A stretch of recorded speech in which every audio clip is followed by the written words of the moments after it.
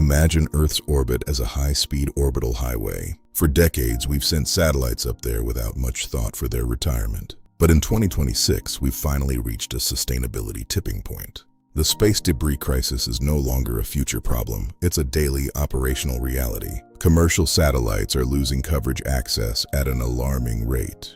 The global economy relies on these invisible assets for everything from banking to navigation. Now, those assets are feeling the weight of what we call the debris tax. Let's look at the numbers defining this crisis in the mid-2020s. Currently, there are over 44,000 tracked objects orbiting our planet. Among them are 14,000 active satellites providing our global connectivity. SpaceX's Starlink alone operates nearly 10,000 of these satellites. That means one company accounts for 65% of all active payloads in orbit.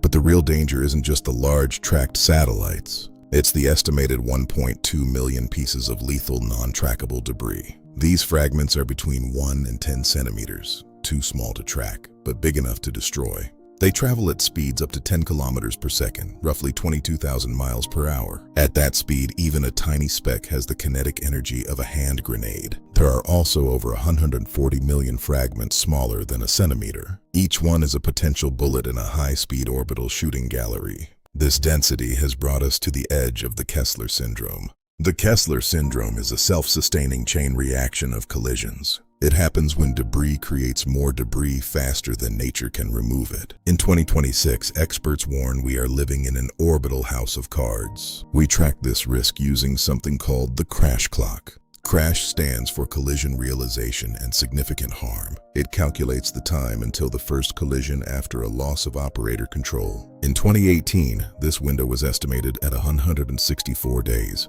By early 2026, that window has shrunk to as little as 3.8 to 5.5 days. This means any major solar storm could trigger a catastrophe in less than a week. Solar cycle 25 has been particularly intense throughout 2025 and 2026. Solar activity expands the atmosphere, creating drag on low-altitude debris.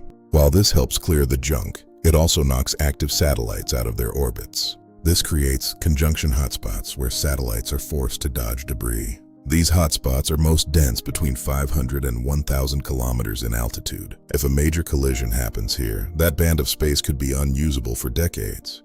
Imagine losing the ability to launch new satellites into low Earth orbit. That's the high stakes of the 2026 crisis. But it's not just about physical destruction. It's about the erosion of the global commons. Space, like the oceans, belongs to everyone and no one. When one player pollutes, everyone pays the price. This leads us to the concept of orbital sustainability. How do we keep the sky open for future generations?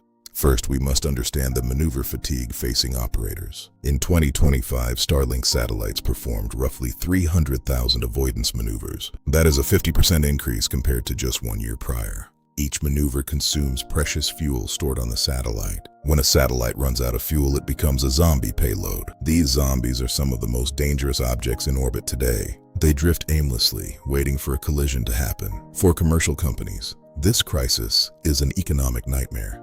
When debris density gets too high, operators have to vacate the shell. This means moving satellites to safer but less efficient altitudes. This leads to gaps in global broadband and slower internet speeds. It also degrades the precision of GPS and GNSS signals. Your phone's map might become less accurate, affecting logistics and travel. Earth observation data used for weather forecasting is also at risk. Interruptions in this data can hinder disaster monitoring and agricultural planning. Then there is the insurance crisis of 2026. The direct cost of space debris is projected to reach $42 billion this decade. Insurance premiums for new launches have skyrocketed. Some orbital regions have become effectively uninsurable. This prevents smaller startups from entering the space industry. Only the largest corporations can afford the risk of the new space age. This limits innovation and consolidates power in orbit. We are also seeing a rise in spectrum interference. Mega constellations can disrupt radio signals sent from Earth to satellites. They also create light pollution that affects ground-based astronomy. Astronomers are finding it harder to peek into the deep universe. The streak of a passing satellite can ruin hours of telescope observation. This is a clash between commercial progress and scientific discovery. To solve this, we need international cooperation. We are seeing a shift from voluntary guidelines to binding laws. The FCC in the United States has led the way with a landmark rule. It's called the 5-year rule, effective since late 2024. It requires all LEO satellites to deorbit within 5 years of their mission's end. This is an 80% reduction from the previous 25-year guideline. Operators are now legally responsible for the trash they leave behind. They must also limit the chance of accidental explosions to less than 1 in 1,000. These explosions are a major source of small, untrackable fragments. But regulations on Earth are only half of the battle. We also need technology to physically clean up the mess. The European Space Agency is championing the Zero Debris Charter. Their goal is to have debris-neutral missions by the year 2030. They've already awarded contracts to companies like ClearSpace. These space tugs will hunt down and grab large zombie satellites. They will then pull them down into the atmosphere to burn up safely. This is active debris removal, the garbage trucks of the cosmos. It is expensive and technically challenging, but absolutely necessary. Without it, the house of cards will eventually fall. Beyond cleaning up old junk, we must change how we design new satellites. Modern satellites are becoming smarter and more autonomous. They can now detect debris and maneuver without human intervention. AI is playing a critical role in managing the 300,000 maneuvers per year. We are also seeing the development of deorbiting sails. These are large, thin sheets that increase atmospheric drag. They help pull satellites down much faster than gravity alone.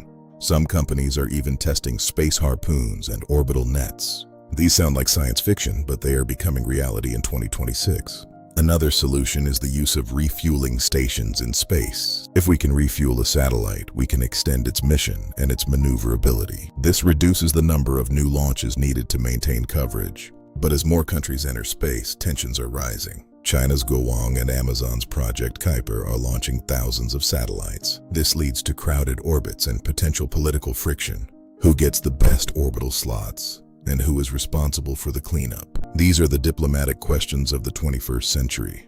Space is the ultimate test of human collaboration. If we fail, we risk a technological dark age. A major Kessler event could isolate Earth from satellite services for generations. No more global internet, no more precision GPS, no more real-time data. We would be cut off from the tools that define modern life. This isn't just a problem for billionaires or scientists. It's the problem for the farmer using GPS to guide his tractor. It's a problem for the bank using satellite sync for transactions. And it's a problem for you watching this video right now. Connectivity is the heartbeat of our modern civilization. And that heartbeat is being threatened by the debris of our past. So, what can we do to help? Awareness is the first step toward orbital sustainability. Support policies that demand stricter space debris mitigation. Encourage investments in active debris removal technology. Think of space as a finite ecosystem that needs our protection. We must stop seeing the sky as a limitless trash can, because every fragment we leave behind is a debt for the future. The 2026 space debris crisis is a wake-up call for humanity. It's time to move from the new space age to the sustainable space age. We have the technology to solve this problem. We have the regulations to enforce the cleanup. Now we just need the global will to act before it's too late. As we look up at the stars, let's remember the invisible shield we've built. It's a shield of connection, data, and human ingenuity. But it's also a shield of clutter that we must manage with care. The satellites of tomorrow must be built to die gracefully. They must be designed to leave the stage once their performance is over. This circular economy for space is the only way forward. By 2030, we hope to see a sky that is cleaner and safer than today. We hope to see the crash clock winding back toward safety, and we hope to see commercial coverage that is stable and accessible to all. Space exploration is about reaching for the unknown, but we can't reach for the stars if we are trapped by our own trash. The lessons of 2026 will define our role as a spacefaring species. Will we be the ones who cluttered the cosmos, or will we be the ones who learned to steward it? The choice is ours and the clock is ticking. Let's ensure that the orbital highway remains open for all. Let's turn the debris tax into an innovation dividend, because a connected world is a more resilient world.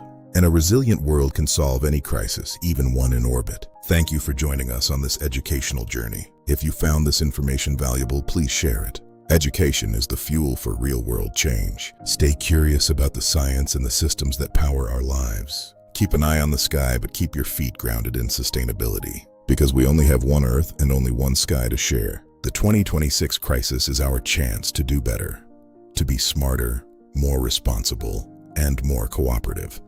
Let's seize this moment to secure our future in the stars, for us and for the generations who will follow. Because in the end, the sky belongs to all of us.